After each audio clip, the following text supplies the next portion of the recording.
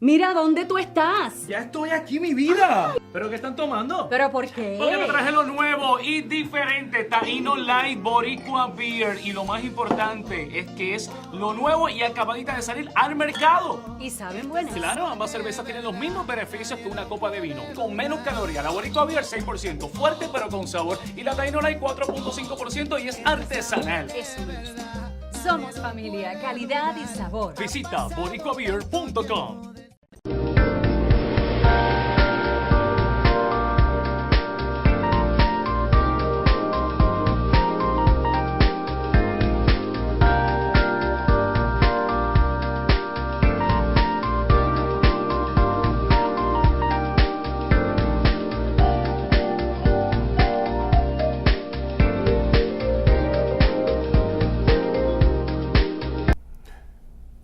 Good evening, Merry Christmas, Happy Hanukkah, Happy Kwanzaa, Happy Holidays, whatever floats your boat. Now, why did I do that? Okay, I'm Greg Perkins, host of EDuTV. It's the Christmas holidays, so I thought I'd have a little fun with all the stuff that's going on in society, right? And how does that relate to education? The way it relates to education is an education is supposed to open your mind, right? And it's supposed to not allow us to be so narrow in our focus. I watch a lot of political news. I swing back and forth mostly between Fox TV and MSNBC, right? MSNBC, super liberal, and I also watch Fox. I don't like a lot of stuff they talk about on Fox sometimes, but I watch them because you got to have more than one point of view, which is why I do that. Greg, that's me. How does this relate to education? Okay, I'll tell you how it relates to education, because many people don't understand the purpose of what an education is, right? Why do we send kids to school, kindergarten through 12th grade?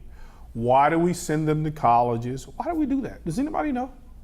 Can anyone answer that question about why the school day is, I think it's like 6.5 hours long? Can anyone answer that question? People don't know, right? One of my favorite quotes is, Bill Clinton said this. I don't know if he originated it. He said, but if you see a turtle on a fence post, it didn't get there by itself, right? A turtle literally cannot climb a fence post. However, if you see a turtle on a fence post, I can guarantee you it was put there for a reason. The purpose of an education is to make you think. Also, the purpose of an education is you acquire a certain set of skills that will allow you to earn an income, right? But there are a lot of bright, smart, college-educated people, and they don't earn enough income to support the lifestyle that they want to live. So did the education fail them? Probably not. In this recently, Mr. Trump won the election, right? I read a lot of marketing books, and not the typical marketing books. What's happening in our society now with education, do you all know that there are a team of psychologists, right? Very smart guys. So when a company's trying to pitch a product, they use these very smart guys to try to get you to buy their product. You think you're buying the product, but you are being led to the product. I know it sounds crazy, all right? It goes back to the turtle on the fence post stuff, right? One of the reasons Trump was able to do this, and a lot of, I'm going to say extremely successful people, they know this stuff. There's a book called The Secret, and that's why reading is so important, okay? Because once you learn how to read, you're reading to learn things, okay? To get other perspective. So getting back to Trump and how he was able to use marketing techniques, and none of this stuff is a secret, but really, really wealthy people, they know this stuff, right? What people like Donald Trump, what they understand is that as humans at our base level, we're still very basic, not too far removed from The animal kingdom, okay? And what humans like the most is to feel something, some type of emotional attachment to something. That's why you have groups. That's why sports, it's so big in the United States. Oh, the Jets, that's my team. Well, most of us probably can't even afford a ticket to a New York Jets game because these things are really expensive. Try to go to the Super Bowl. I guarantee you those tickets probably start at about $5,000 or $10,000, right? And how do those tickets get to be that much? Because you created it. You won't pay attention to the turtle on the fence post. Let's get back to Trump, right? I was reading these marketing books, and it tells you how to simplify any message that you have. Simplicity works. Walmart, for example, very simple model. We got a bunch of stuff at low prices. No frills. Walk in Walmart and ask somebody, hey, where can I find something? It's over there. They're not in it for the customer service. They're simply in there to give you the best price and the best bargain for your money. So here's what Trump did. If you ever notice, and this is the purpose of an education, because I can pick up on this, and I see that some of the people have started to analyze this now. Trump used the, President Obama said a joke about him being a carnival barker one time. That's exactly what he is. He's a very effective carnival barker. And a lot of ministers who have these mega churches, you ever wonder why these people why does it work for one preacher and not another preacher?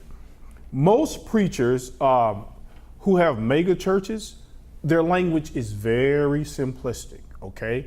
They get the people going and they just keep them with this very simple approach.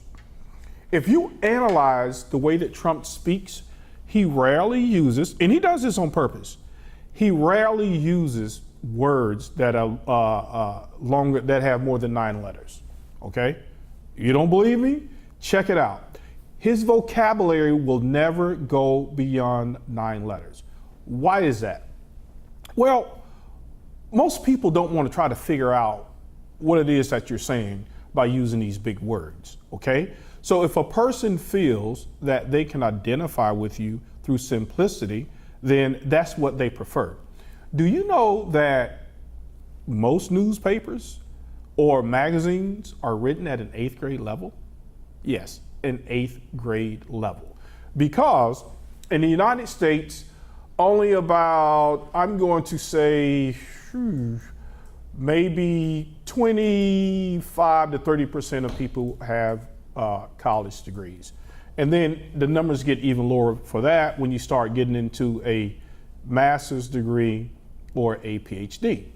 So the Democrats tend to be very highbrow people, okay? A lot of them. They tend to be, and they speak highbrow language. They have great policies, but they can't communicate them in the simplistic language that people want, all right? So what Trump did, he does not use words that have more than 9 letters in them. Also, what Trump does, he knows that most people don't read, okay? Reading is not a fun thing. It just so happens now, through audiobooks, someone can read a book to you. So I like audiobooks because you literally have a person reading to you, all right? So Trump will say something. He knows that most people don't read. Most people are not going to fact check him. But what he says, it sounds good. We're going to take our country back. Who can't understand that? Even Obama. Obama used this stuff too. Hope and change. You will never forget that mantra of hope and change. So Trump, he speaks these very simple things. He knows that people will not fact check him. And the ones that do, they don't have a podium to communicate exactly what it is that they think. If you look at most Republican voters, and I'm going to tie all this stuff into education, all right? A lot of Republican voters, they vote against their own self-interest, all right? Most people in the United States are not wealthy people, okay? And so there are all types of supplemental programs that are out there to help sustain our economy. I was having a talk with a kid one day, high school kid, And he goes, who are you going to vote for? I said, I'm going to vote for Hillary. And he says, I said, who are you going to vote for? He couldn't vote, but his parents. He said, well, I'm a Republican like my parents, all right? So I said, that's good. I said, well, why are you going to vote for Trump? He says, because Hillary, she did that thing with the emails. Now, this guy, he was a kid, so I didn't bother with him. But think about that. She did that thing with the emails. Hillary never did anything with the emails, but they created such hysteria around the fact that she had all these troubles with emails. Even though you don't know what she did with the emails, you think that she did something wrong with the emails. Till this day, if you ask a person, why did Hillary get in trouble with emails? They wouldn't be able to explain that to you, because most people will not read this stuff. They will not research it to understand exactly what all of these crazy, so-called crazy emails mean. All right, so they whipped the people up into hysteria, and she did something wrong, and Trump, I'm going to fix it. And another thing he did, he said it with such confidence that even if whatever Trump is saying is not true, it just sounds true. It just sounds true. It sounds so good. We're going to take our country back. We're going to defeat ISIS. We're going to bring the manufacturing jobs back. The purpose of an education is to know stuff so that people like this can't fool you. And then you end up voting against your own self-interest. We're going to build a wall. Now he says we're going to have a virtual wall. And then yesterday he meets with, I forget the guy's name. He's a gazillionaire out of Mexico. So he's sitting around chumming it up with the people that he said he was going to eliminate. Educated people, and I'm not necessarily talking a college degree. People who read the newspaper at least once or twice a week, they would know that what this guy is saying, it means nothing. All right? What he talks about means absolutely nothing. Look at the people that he's appointing in his cabinet. And we're going to talk more about her in the second segment. Her name is Betsy DeVos. Public school education.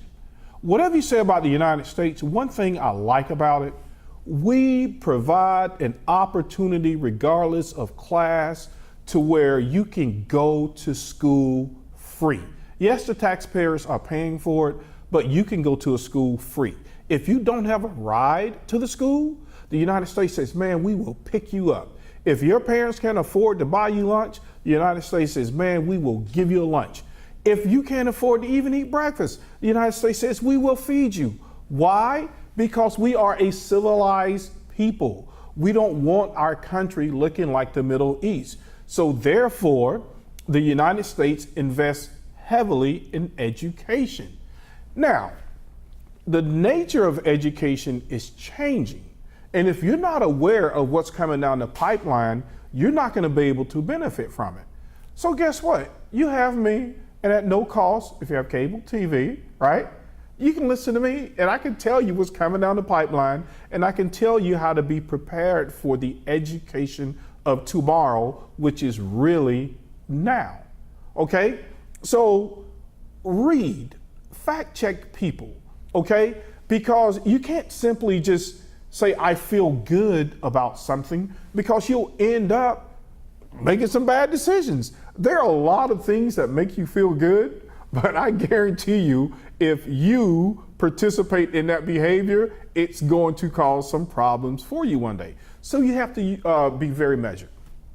So I was reading an article this morning about, will technology replace teachers? So on the other side of this, we're going to focus on Betsy DeVos, who Trump has selected to head K-12 education in the United States. And then we'll talk about whether or not technology is ultimately going to place teachers. Now, I hope that was informative, all right? If you want to be successful at anything, speak in very, very simple terms. We'll be right back. Hola Florida! Introducing Boricua Beer and Taino Light Beer. Boricua and Taino Light are crafted beers that are rich in flavors and brewed right here in Florida. Taino beer has a crisp, refreshing Caribbean flavor style when enjoyed chilled. Boricua beer is a craft ale with full body flavor that is a beer drinker's beer. Boricua and Taino Light Beers. Enjoy responsibly. Welcome back. I'm your host, Greg Perkins, EDuTV. It is the holiday season, and yes, I will stick to that term because some people don't celebrate Christmas. Some people don't celebrate, what's the Jewish holiday? Oh my gosh, I'm sorry. But anyway, not everybody celebrates Christmas, so you have to respect other people's point of view. Me, I like Christmas. I celebrate Christmas. I really like it for the food. The commercialism of it, I don't like. But I do like it for the food and the family and all that stuff. Okay.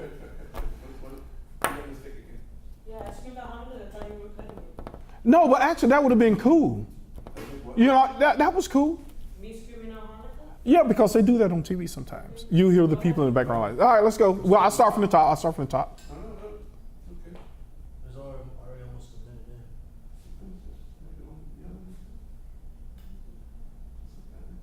Welcome back. I'm your host, Greg Perkins, EDuTV, and this is the holiday season, so I thought I'd do a little something different today. So we are talking about education. What is the purpose of an education, and how can you use it to benefit you? And then I talked about why people say Merry Christmas, Happy Hanukkah, because you have to respect other people's points of views, and it's okay. Me personally, I like Christmas, especially for the family and the food and all that stuff. I don't like the commercialization of it, but I think Christmas is a very wonderful holiday. So don't call in and say, oh, this guy's anti-Christmas. Totally not true. All right. The last segment, I left and talked about the purpose of education and how you should at least read something, right? Because once you start reading it, your brain is like a muscle, right? If you don't use a thing, it just turns to mush. So please read some things so that you will understand facts, right? Just basic facts. I'm not asking you to design a nuclear plane that can fly to Mars and back in one day. Okay, let's talk about the person, okay, who's going to run K-12 education for the United States. Oh, by the way, the reason I have these props up here, okay, I'm jumping around here. We're going to get back to Ms. DeVos, all right? I figured out late in life, the purpose of an education is to acquire some skills that will allow you to earn some money so that you can pursue your passions, right? Most people don't pursue their passions. Most people, they go to work, they don't like the job, they come home, they get drunk on the weekends, and that's life. They do that until they're what, 65, 70, and then they retire? It's not living. It's not living. It's not living. That is simply existing, right? And too much of our education looks like this. The purpose of an education through creativity, right? And through all this testing, I'm okay with testing because it tells you where kids are, but it shouldn't supersede a kid's creativity. For example, kids, you guys use this thing all of the time, right? Why don't you build it? Why don't you build an app, right? And then you'll make a lot of money and you can live the lifestyle, you can start a charity, you can do whatever you want to. Look at these white headphones. Everybody just think that this is a pair of white headphones. Do you know why these headphones are white? Well, when Steve Jobs designed the iPod, or the one that makes the music, okay, when that thing first came out, he was looking for something to distinguish him from other companies who would just make black headphones. He was the first one to start using white headphones. So people would associate white headphones with Apple. Isn't that funny how that sticks in your head? Every time you see a pair of these little white headphones, what immediately pops into your head? Apple. That's some of that psychology that we were talking about earlier that Trump used. All right? Invent a mouse.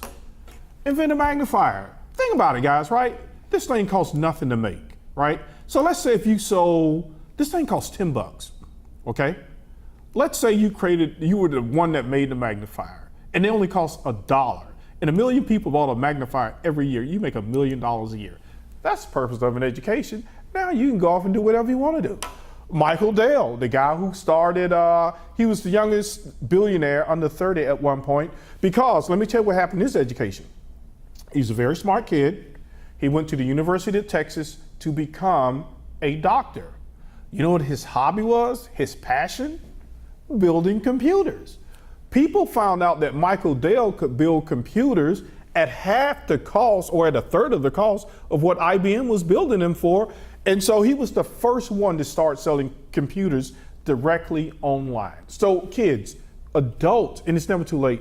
If something hasn't been done, it doesn't mean it cannot be done. He was the first one to start selling the laptops on the line. And his parents got so frustrated with him, they flew up to Texas because his grades had dropped because he was building computers. They said, Michael, you better cut that computer stuff out. What if Michael Dell had listened to his parents? He would never probably be a billionaire. Be a wealthy man by being a doctor, but certainly not a billionaire before the age of 40. All right, so that's the purpose of education, to create, innovate, all of this stuff.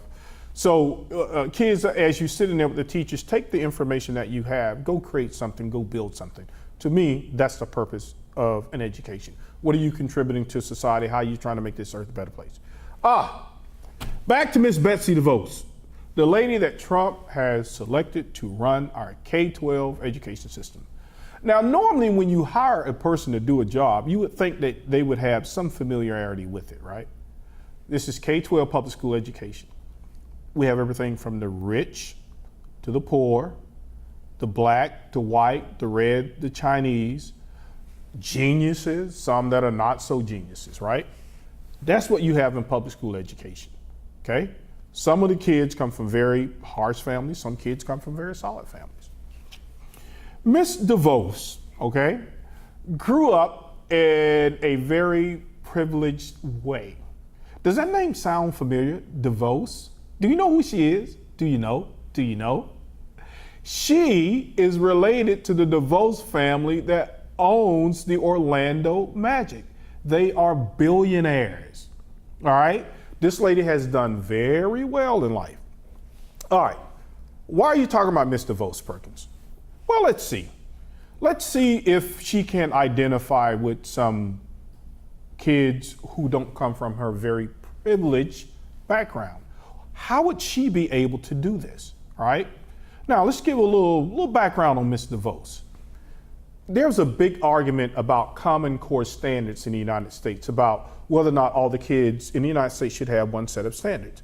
I personally believe in it. Because what's happening, folks, if you allow each state to develop educational standards for their kids, that's okay. But what was happening, kids in like New York, California, some of these other places, they would know more than kids in some of the southern states because their standards were not as high. So the kids in the southern states didn't have better opportunities at getting very high paying executive jobs or even becoming an entrepreneur simply because they didn't have the same level of educational exposure as some of your eastern states. Okay, so Ms. DeVos is a big proponent of charter schools, okay? I'm okay with charter schools, really I am. Here's the deal, people. The United States is moving towards, and they're trying to, I don't know how successful they're going to be, they're trying to privatize K-12 education. Why? Think about it. In the United States, you spend about $10,000 a year per kid, every year, about $10,000 a year.